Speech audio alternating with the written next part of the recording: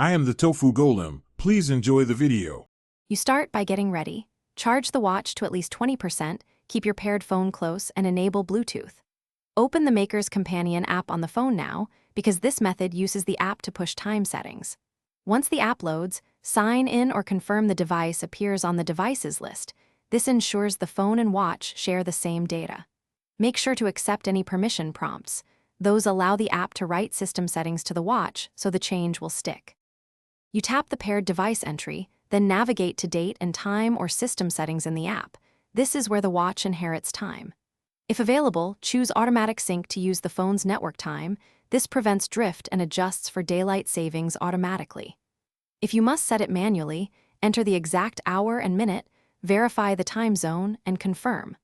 Once done, press Save or Sync so the app writes the update to the watch. Wait until the progress indicator finishes. You check the watch face to confirm the corrected time and time zone.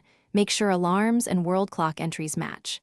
If the watch still shows the wrong time, restart both devices and repeat the sync. This clears temporary Bluetooth or cache issues. If problems persist, toggle app permissions or reinstall the companion app because corrupted app data can block writes.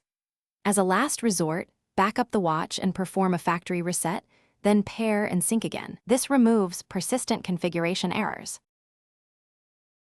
Thanks for watching. Consider subscribing if we helped you today.